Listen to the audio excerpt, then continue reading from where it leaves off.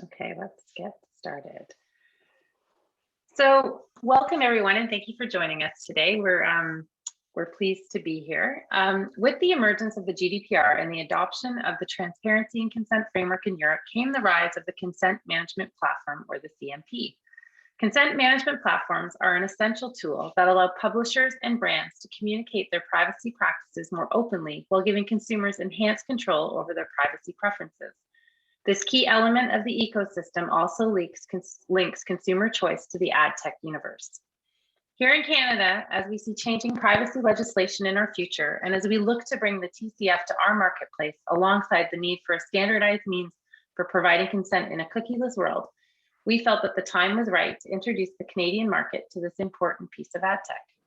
So we're really excited today to bring you Benoit Auberlet, CEO of Seer Data, who is here to take us through his CMP product offering and provide you with an education as well as answer any questions you may have.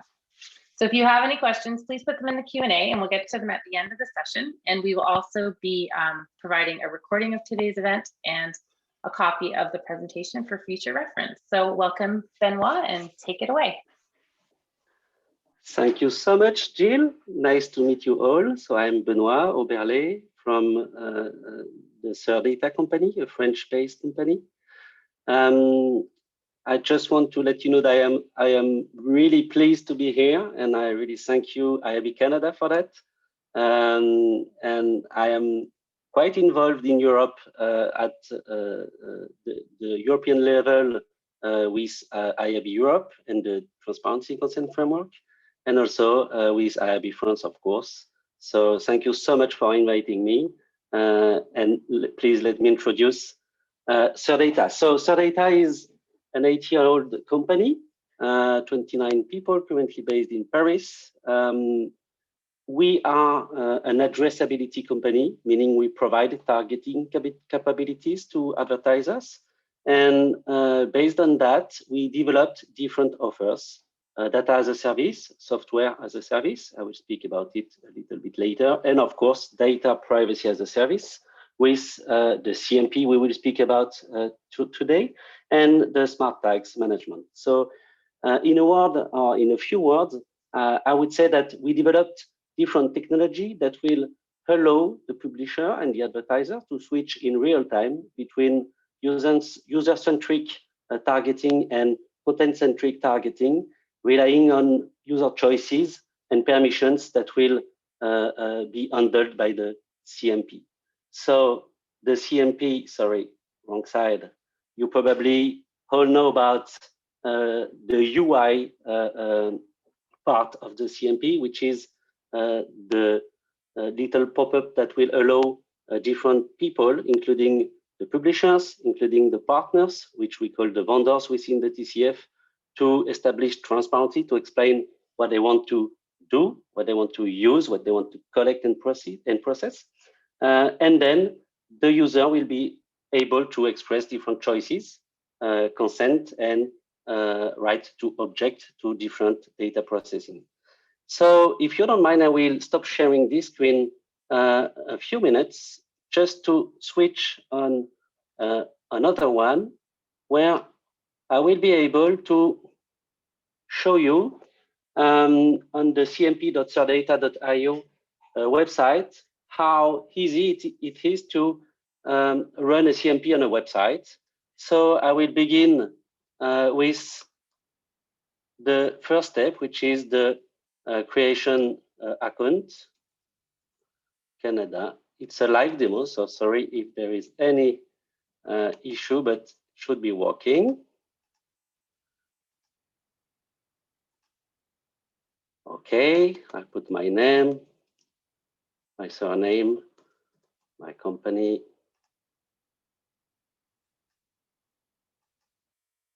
Sorry, I have to move this slide. And of course, please write it down.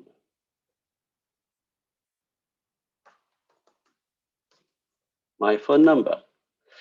So the first question we'll have, but it's just to have an easy setting available is, do you want to deploy a CMP for your website or for AMP website. So both will be available, of course. I will choose both. So the first step is to begin the configuration. So please let me make a dedicated configuration for IAB Canada. That will be an excellent demonstration. So I just created the CMP, and you can see how it will be used or printed on the screen. If I quit here, the CMP will be working. If I get directly to the last part, the CMP is ready. You just have to copy and paste, copy this tag, paste it on your website, and the CMP will be running. Same here for the IMP version.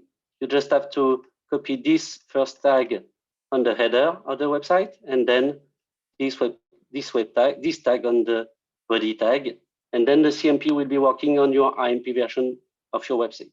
It will be working because it will come with the different settings we suggest, the basic default settings based on the Transparency Consent Framework in Europe and based in CCPA in California, and maybe soon based in Canada, TCF. So depending on the region of the user, the UI and the APIs of the CMP will automatically switch on the relevant version of an IAB framework, a TCF in Europe and CCPA, let's say, for California. So I will go back and now at the beginning. And now I will show you that you can customize this UI. So the first thing you can customize is, of course, where and how the UI will be presented to users. You can choose a position. You can adapt different styles. You can put logo. I will put the IAB logo. I will use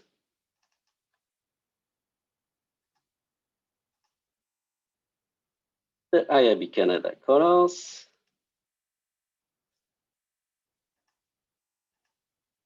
You can choose whatever you want. You also have access to a dark mode if you want the CMP to automatically switch to a dark mode. So you can customize.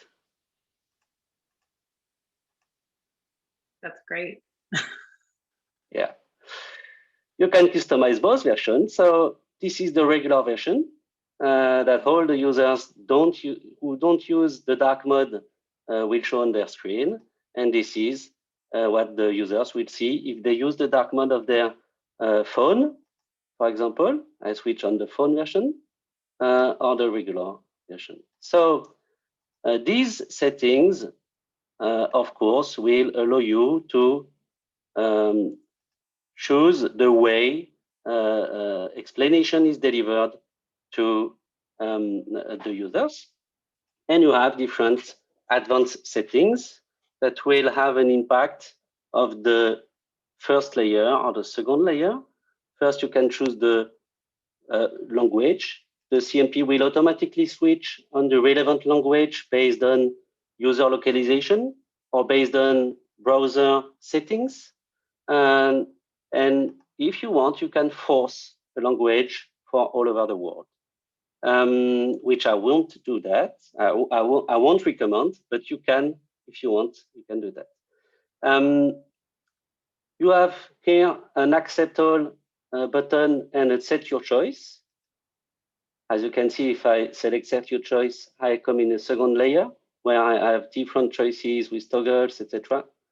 So the idea is you can choose if you want to use a secondary button on the first layer, like a reject button in front of the accept button, etc. You can choose if you want to block the browsing and force the user to make a choice. You can use different closing options like the cross here. So if I put a reject button, it would be here. So you can do different options based on what you want to propose to the users and where you want him to make different choices, accept all or have a granular access to an acceptation, or reject all, or only have granular reject options.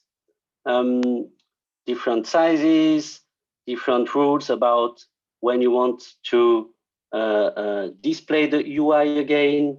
Do you want to display it again only if the users refused the first time? Do you want to display it again after a given amount of days or months? Whatever the choices were, etc., etc. You can choose to apply GDPR globally or to switch automatically on the relevant framework, compliance framework all over the world. So you would have in Canada the same option, apply the TCF Canada everywhere or just in Canada, for example. You can choose how many days you will keep user choices for. We tried to operate a very simplified integration with big partners, including Google. So if you use Google AdSense, Google Ad Manager, Google Analytics, you have different compatibilities options that will automatically allow the communication with these tags. And of course, if you work under the limited service provider agreement, you just have to check this cross.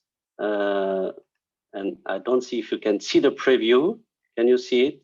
I'm not sure, but if you can see it, you just see how it will be presented to Californian users. Okay, excellent. So this is how it will be presented to Californian users. Then I will go to the next step, and I will choose who I want to work with. So as you may know, we have the global vendor list in Europe, almost 700 vendors, sorry. Here at SARdata, we do not recommend working with everybody. We have a recommended list with 44 vendors, and then you can add whoever you want. So let's say you want to add Pubmatic, for example, because you work with them, you just check the cross. If you want to add MediaMat, you just select them. Also, we are compliant with what we call the Google framework. Google has different partners called the ad tech providers, and then you are able to show them under this same UI, and vendors from the TCF and providers from the Google framework will be presented on the same layer, but with a distinction between which framework they are part of. So let's say you work with Akamai, for example, you just select the company within the partners Google. You save and continue. And as you may know, the framework allow everybody to work together thanks to standardization. I just selected vendors, but I didn't say or didn't even know what they want to do within my website. Do they want to use cookies? Do they want to operate advertising or personalized contents, etc.?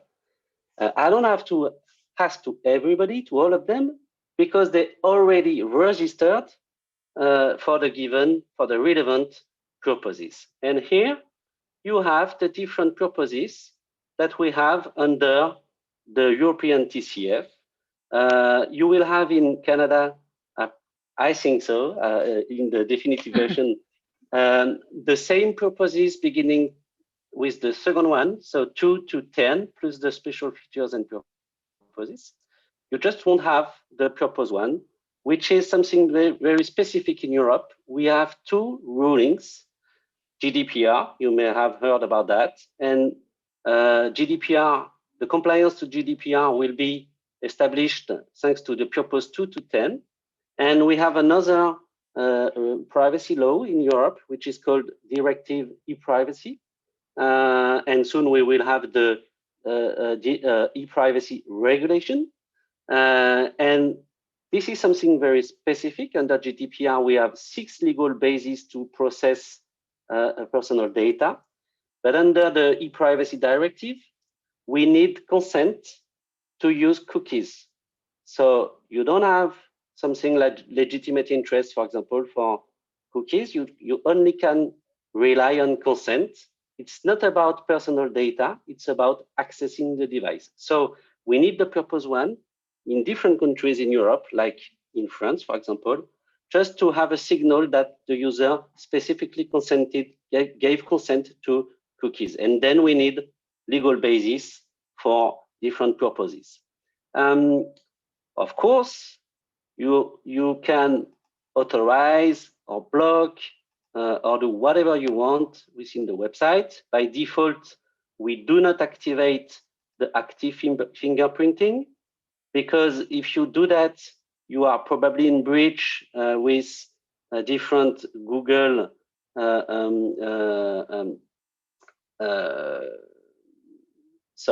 conditions, terms and conditions.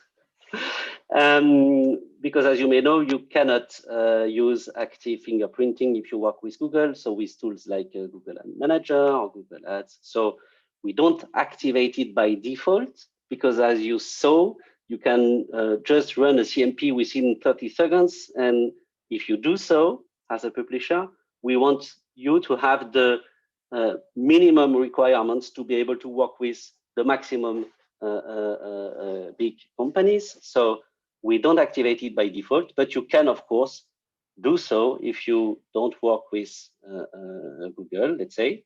Also, you can activate the precise geolocation special feature. I just did it. If as a publisher or an advertiser, please keep in mind that when we speak about a CMP and UI, everybody is a publisher, because if you are an advertiser and you have a CMP, it's to operate as a publishing activity. So you will help everybody to establish transparency, and you will help to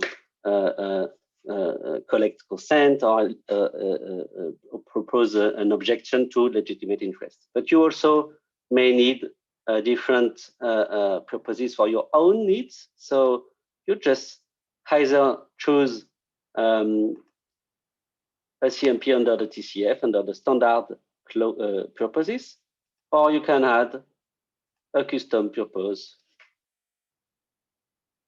You just say, I don't know, for example, analytics, etc., etc. You choose the legal basis, consent. So here we are, consent equal opt-in. If you rely on consent, you cannot do the processing until the user said yes. If you choose legitimate interest, that's the opposite. You can do, once you established transparency, you can do whatever you want until the user says stops. This is an opt-out model. Keep that in mind. That's really simple. Consent, you can do nothing until you say yes. Legitimate interest, you can do until you say no, no more. Of course, you can attach the purpose to a partner, which would be external to the GVL, the Global Vendor List from the Transparency and Consent Framework, and outside Google framework, which is really rare. If you work with Facebook, you will have an issue speaking about the GVL, because Facebook isn't registered under the TCF, but Facebook is part of the Google framework, so you will find a signal within this framework. Benoit, sorry, is there a limit to the number of customized purposes you can put in there? Like, could someone, there's no limit? No, theoretically, technically speaking, there is no limit, but you will have at some point an issue, because this is about explaining to the users what we want to do and to provide an easy way for him to accept or reject. If you explain things, you have to group that under what we call a purpose. I mean, I want to operate measurement. I want to deliver ads, but you have to stay at this level. You know, if you get too deep in the explanation, either he won't understand, either he will have so many toggles to check. So keep the right level of granularity is the best advice. So in France, we have the CNIL, our local data protection authority, which helped us to figure out what are the relevant purposes that we have to explain to the users. So they are advertising, or if you prefer, standard or contextual advertising, personalized advertising, and geolocalized advertising. Then you have sharing on social networks and measurement. So as you see, it's quite granular. It's quite upper level. Sorry.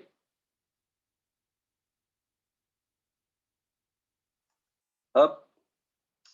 So we just spoke about purposes under the TCF, and I will go back on that just to show you. You have select basic ads. You have create a personalized ads profile. You have select personalized ads, for example, which basically are data processing activities. Theoretically, under the TCF, all these processing activities will need a choice of a user, meaning either a consent or legitimate interest established and not objected by the user for all the vendors.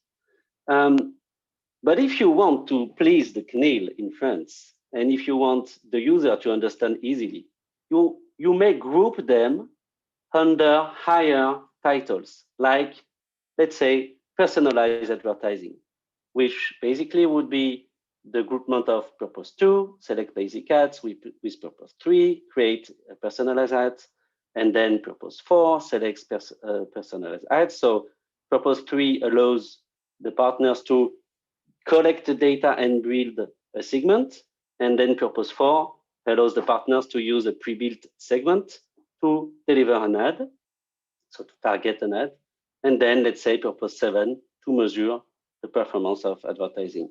So you may group them, and we call that the stacks. In our CMP, so in Europe, we have 42 stacks, so different combination of purposes. Our CMP will allow you to deliver the information to the users in a condensed or expanded version. You just have to choose if you want the user to see all the data processing at the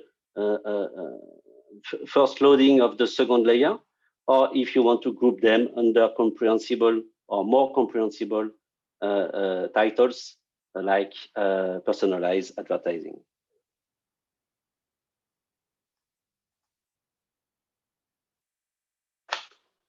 And then again, you just have to copy and paste the tag to run the CMP on your website.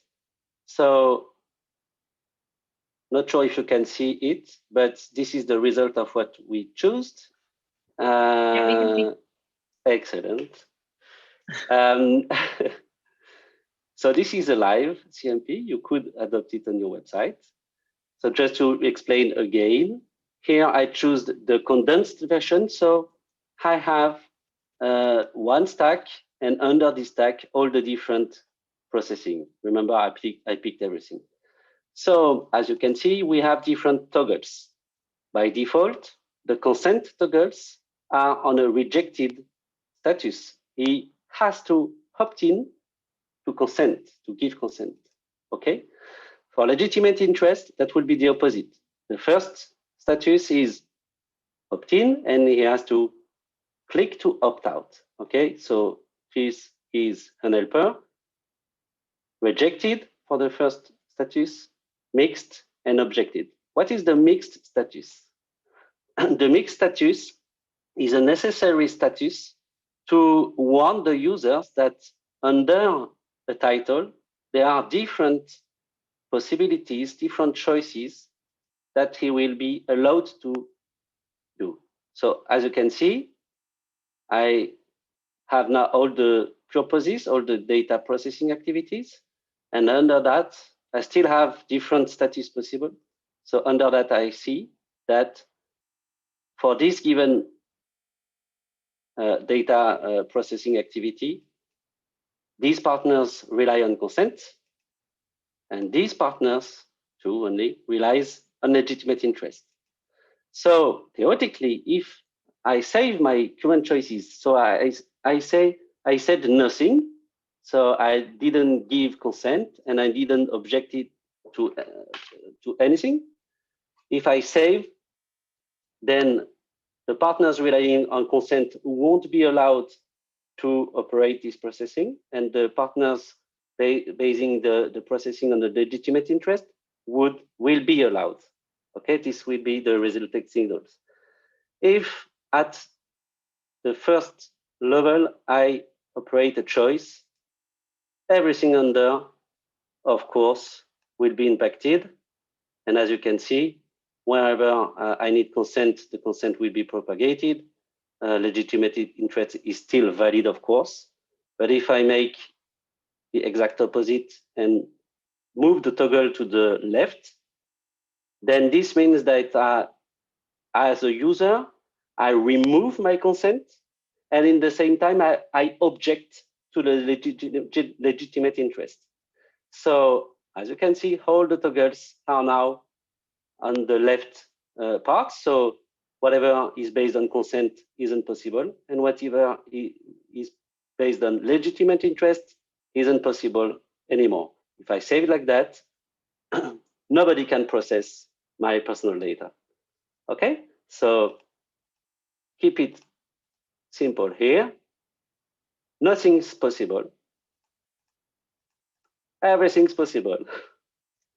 Consent and legitimate interest are now objected or consented and not opposed. Okay. Also, of course, the user can accept all in one click and reject all in one click. On the partners layer, you will have the different partners, those relying on adhering to the transparency and consent framework, and those relying on the Google framework. I spoke, we did remember Akamai for Google. I spoke about Facebook, so Facebook is under the Google framework. And as you can see, you have Pubmatic, who I also did earlier. And here in this screen, of course, for any given vendor, for any given partner, the user can choose to give or withdraw consent to all the processing activities based on consent for this given vendor, and of course, object to this given vendor processing activities relying on legitimate interest. And if for the given vendor, I move the main toggle, it will of course have an impact on all processing, whether they are based on consent or not. So I hope this was clear enough. Of course, there are a lot of customization possibilities, etc. But I would be pleased, and my team will be pleased to speak about that. Please visit our website to know more. I just want now to share with you first the economic model and then the consequences. So the economic model is quite easy to understand. We provide this tool for free, but as you may know, nothing's free on Earth. Or, of course, we can charge for the exact same service. The difference is really simple. When you use the free version, like different analytics suites, for example, we will collect the data whenever the user, of course, give consent for that. And if you choose the subscription model, of course, we won't collect anything. So I am speaking about that because, as you may remember, I introduced the company as a data provider, as an addressability company. So yes, we are able to collect, to process, and to share data. So we operate like a cooperative of first-party data. And we are able to leverage it. So now that was the good part, and now that's the bad news. Because if you think that these UIs are beautiful, if you think that it's pretty good to respect the users and offer them choices, etc., I just want to let you know that 2 years ago, we had this move in France, and we realized something really strange, but this has consequences. If the user gives consent, then you will be able to operate as usual, let's say. But if he doesn't give consent, then the problem begins. Let's speak about programmatic with a huge partner. At least in France, they are partnering with a lot of publishers. A huge partner who is Google with the ad manager offer. If you have in France the toggle on the right side as a publisher for Google, then you will be able to leverage the full capabilities of Google Ad Manager. You will have access to the programmatic, you will have access to personalized ads, you will have access to money, okay? If the user just say, no, I don't want to consent, I agree, I don't want to object to legitimate interest, but I don't want to consent, then you won't be able to use Google Ad Manager in the regular sense. You will have to switch on what we call the Google Limited Ads offer, which is dedicated to this use case.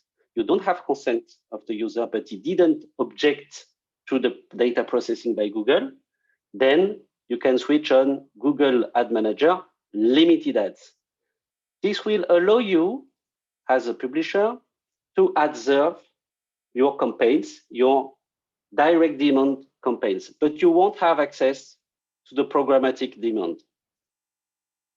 So you will be able to sell direct campaigns to advertisers, but you won't be able to leverage the programmatic demand. And if the user rejects everything, if he doesn't give consent, or if he objects to what is based on legitimate interest, then you won't use Google Ad Manager at all. You won't be able to have access to the programmatic demand. You won't be able to have access to your own direct sales campaigns. This is the most dramatic case. With other partners like Xander, for example, with the toggle on the right side, you will have access to whatever you want. With a mixed content, you will have access to the simple ads first version, which will allow you to operate different campaigns, access to a specific part of the programmatic demand with deal IDs, for example. But you will still be able to leverage different personal data like IP addresses to operate capping, targeting at the national level, for example. And if you have the reject scenario, then you will be able to use the simple ads with nothing, no processing, no personal data processing. So you still will be able to access demand, but the demand will receive no notifier, and no personal data will be used for basic operations like caping or whatever. So I just wanted to warn you on that, because this is really good to have such tools on your websites and to base different data processing on user choices, but this will have an impact on your economic models. And of course, I'm explaining that because I have part of the solution, because we don't only provide a CMP, we provide a CMP coming with different targeting capabilities. As you can see, I put the first toggle, which is on the right side. If the user chooses that, then SODATA will be able to share with you all his cookie-based and consent-based targeting capabilities. And then, of course, all the segments we have, all the segments we can share under the different DSPs, SSPs, etc. We are also able to have direct API integrations. And of course, it's a teasing. This is something that is bundled with the CMP. You can activate what we call the live targeting directly as an option in the CMP, and have access to audience segments or segmentation capabilities. We base that on deterministic data aggregation, like demos, who is the gender, the age of the users. And we developed a natural language processing tool that allows us to analyze the pages visited by the users, and based on weak signals, we build intent and interest segments that we will able to share with our partners, including you, of course. So this is how we help our partners to better monetize when they have the consent, because we will add more targeting features that will be addressable, targetable by the advertisers. And then, of course, this will help to have higher CPMs, higher rates. Then let's speak about this bad scenario when you can't access any audience within any tool, within any SSP, within any DSP, because the user didn't give consent, but you still have the legitimate interest. There we can provide you, and this is the middle, toggle. We can provide you with targeting capabilities, still based on user behavior, and already based on the cohorts model. You probably heard about that as well, the cohorts model. So if I want to explain the main difference, on the cookie and consent-based targeting, you will have personal data and identifiers used. On the cookie-less targeting capabilities, cohorts-based, and without consent, but based on legitimate interest, you will have, of course, personal data, because we speak about behavior, but without any identifier. We won't share this kind of data with the SSPs or the DSPs, etc. It will be available, before the SSP or the ad server call, and it will allow key value pairs injection in the ad call.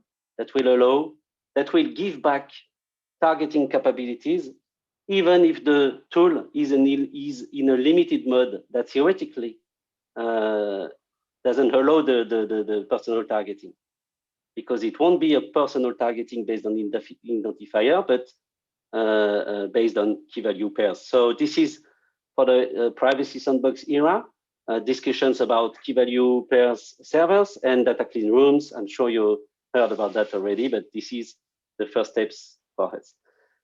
That's really great to see how it can how we can move forward, and still how the role is still there, and how it fits into the new scenarios. It's good to see that.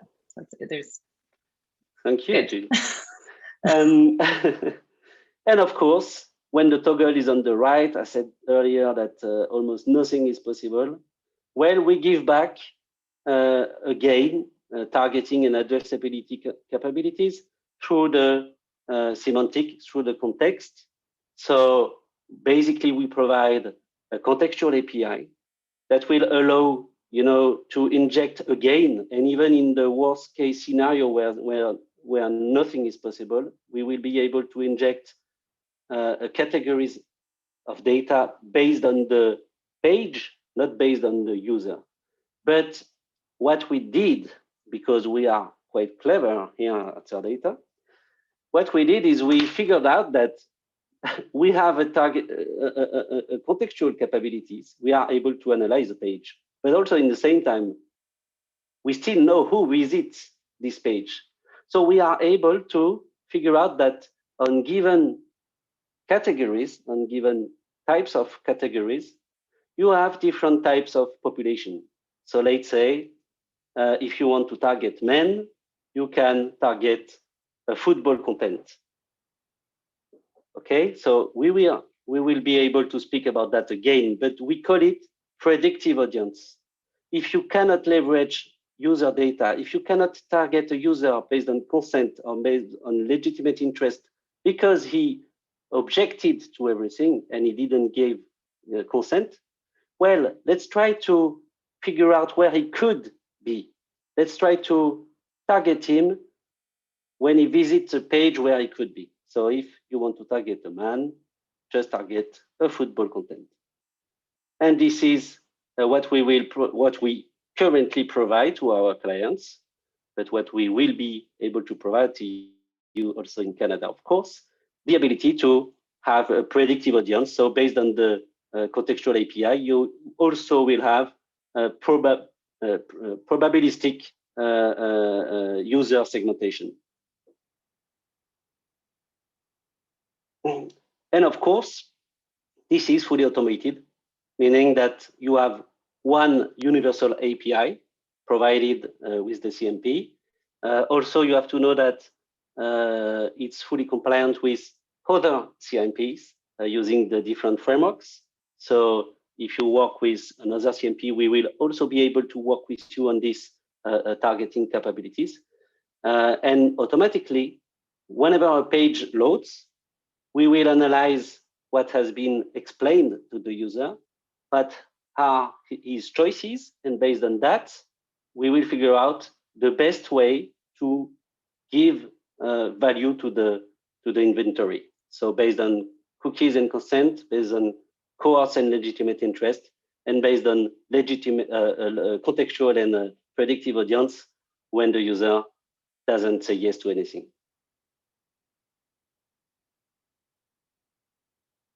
And like I said, this is, of course, bundle options. So everything comes with the CMP. You still just have to copy and paste the first tags I show you during the demo on your website, and everything will be at your disposition. And then you will be able to push the information. So user-based information or context-based information directly in your ad server or directly in your SSP. Like Xander, like an Index, like Pubmatic, Magnite, etc. So, of course, I am very pleased to explain to you that a lot of people trust us, and so why won't you? And I would be, of course, happy to answer your question if you have any. And I want to thank you all. Yeah. So I want to thank you everybody for your patience. That was really, really great, Benoit. And it was so nice to see all of the detail and the different layers and how it can work in all the different scenarios. So I really appreciate you you taking the time to go through all the detail. And obviously we will have your presentation on our resource library for people to see and to contact you when they're ready to make this move. So I do have a few questions and we have about 15 minutes. So I want to get through them. So the first question is it better to be discreet or better to be disruptive in design, considering here in Canada, we're moving toward opt-in? Of course, everybody is always trying to get consent, including me. Well, I would say it depends. It depends on who you are and who is your user. If your user is quite young, let's say under 20, then you can be disruptive. If your user is older, you shouldn't be disruptive. We work with almost 15,000 websites with this UI, and this is the best performing UIs across the network. So we tried, of course, different version, A/B testing, etc. But strangely, the UI you saw before, which is not particularly disruptive, is the best performing for collecting consent. And we have to be very cautious because all the data protection authorities warn regularly that we should be very cautious with two things. First, is the user too much oriented towards a choice with what we call dark patterns? Let's say the white no button on the white background, so you cannot see it, so you cannot click it. This is the most okay. And the other question is, you probably heard about consent fatigue, so the repetition of the message. If the user says yes or no on the first page, you shouldn't ask it again on the next page, because at some point, the DPA, the Data Protection Authority, may say that, okay, the user said yes, but the yes isn't valid because he said yes under pressure, under harassment. So you can be disruptive. Just be cautious with those two informations.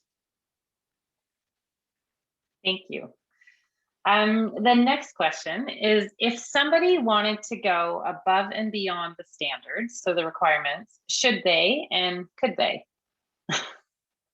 Sorry, so should I? If you wanted to go, yeah, if you wanted to go further than what the program outlines or the legislation outlines, should you go above, and can you if you want to? So should you? Clearly, no. But maybe I explain why. You never work alone. You always work with partners. Whoever you are, even if you are the biggest player on the earth, you are part of a chain. And if the chain isn't able to work with you because you adopted an higher standard or a lower standard, then you won't be able to leverage the maximum capabilities of your assets. So I wouldn't recommend to work on a higher standard. I did it to be honest, and clearly that was a mistake because nobody was ready, and then it's a nonsense. It was an economic nonsense. So no, but don't be late. I mean, follow the move, and I can assure you that this move is quite enough, because if you actually ask to the user, and if you actually take into consideration his answer, because this is something really rare for now all over the world, if you actually indeed do nothing if he doesn't say yes, then it's quite good. It's quite enough. Plus, I'm not sure the user will be aware that you go beyond expectations or what the regulations needs. Sorry. No, that's great. That's a great answer. Okay, I have two questions from Monique here. The first one is regarding the Ad Choices program, and she wants to understand how the two worked together in Europe. Do they coexist? What's the story there? They don't. No, I mean, they were not designed for that, but they will, because now they are converging. Let's say if I want to simplify, I would say one is designed to provide information after each impression, each ad impression, and the other one is to provide transparency before any data processing. So they are not technically designed for the same things. You could, with a choice, rule or regulate activities who don't rely on personal data processing, for example. So they will have to converge, but they were not designed for that to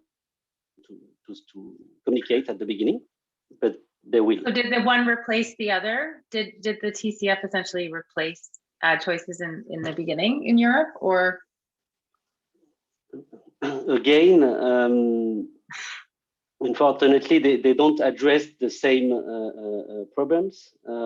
We have to, the TCF is here to provide transparency, granularity, and this is about data processing and legal basis like consent, where you have to provide a choice, by purpose, so the user is able to say yes to that, no to that. When the older initiatives are usually for providing an opt-out, information and opt-out. So they are not addressing the same problematic. But of course, there is an overlap, and they will have to converge. So you're still working it out, is what you're trying to say. Okay. The last question that Monique has is your government? So go ahead if you want to. Plus, they are not this, as you may know, the same associations may not be involved in the two projects, so they have to discuss together. Is your government itself using a consent management platform for its own advertising? You mean the French government? Yes. That's a very good question. And as you may know, we had a new ruling in France by the CNIL, by our local DPA. And we are under a tolerance period until the end of this month. So obviously, not all the time to answer the question, but they still have until April 1st to do so. Okay.